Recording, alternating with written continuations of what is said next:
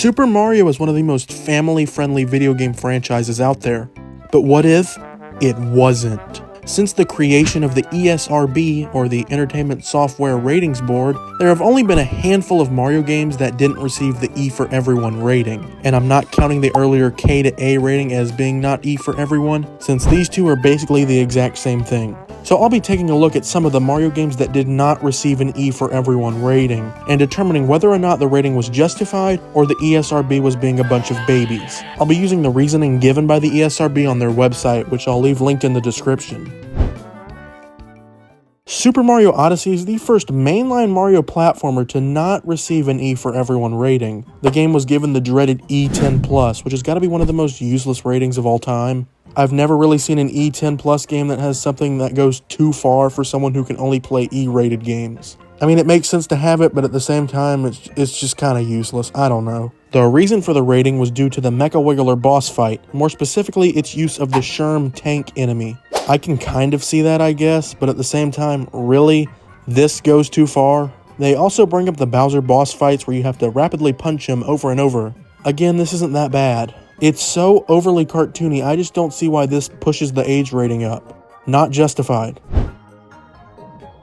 The fourth entry in the Mario and Luigi series is the only one that has gotten an E10+ rating. The ESRB says it's mainly due to the giant battles that take place in the Dream World. Again, I don't think this is entirely justified. Bowser's Inside Story also has giant battles, but that game was just given an E. I would speculate that it's due to them using 3D models now, but that doesn't hold up either. The remake of Bowser's Inside Story also uses 3D models for the giant battles, and that game still had an E rating. If this gets an E10+, then so should these. Plus, the Dream Team battles aren't even real. They're in Luigi's dreams, they're just figments of his imagination. And I'm surprised Brothership wasn't slapped with one too. And I'm surprised Brothership wasn't slapped with an E10+ rating. That game has some moments that are kinda dark for a game that has the same exact rating as Race with Ryan.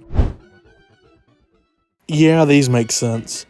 I know they aren't technically Mario games, but like, he's right there, so I'm gonna talk about them. I feel like every game's rating is completely fair to an extent. Melee is the only one that's kinda iffy, but it makes sense once you realize that the E10+ rating wasn't a thing until 2005. Brawl has a much darker and more realistic art style, so the T rating makes more sense here to me. But I still feel like E10+ would have been completely suitable. Super Smash Bros. For 3DS, Wii U, and Super Smash Bros. Ultimate are all fitting of the E10+ rating. They're more cartoony than Brawl, but at the same time, they're still fighting games. Justified. I'm only talking about Donkey Kong Jungle Beat due to the simple fact that it was the very first game to be given an E10+ rating. This is what drew the line. Everything before was either for little kids or teenagers. Donkey Kong was a true trailblazer. We should all aspire to be more like Donkey Kong. The ESRB only really mentions punching attacks and stuff. One reason I do agree with their rating is this thing. The Cactus King or Ghastly King. I'm not really sure. I've never played this game before. This thing creeps me out. It's genuinely scary. Completely justified.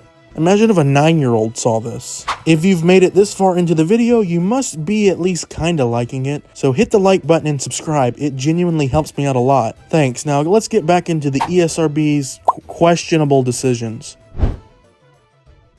The Mario plus Rabbids Series 2 entries both received an E10+ rating. The main reason for both boils down to Mario with gun. There's this line in the description for the first game that I refuse to read.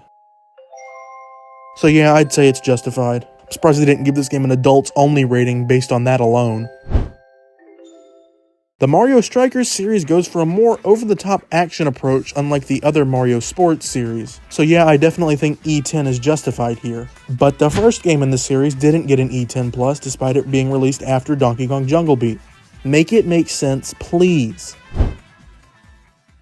The final two entries in the Mario and Sonic at the Olympic Games series were both given an E10+ rating. They were given this higher rating due to the boxing event in both games, so nothing too interesting here. Now let's take a brief look at a few games that were only given an E rating that I think should have at least gotten an E10+. Obviously, we'll start with the games I mentioned earlier that should have had one to keep up with the consistency. Bowser's Inside Story, Brothership, and Super Mario Strikers. Paper Mario The Thousand Year Door features a noose in the middle of the main hub area. Perfect for a 3-year-old. Not to use, to play. Super Paper Mario should have been an E10+ game as well.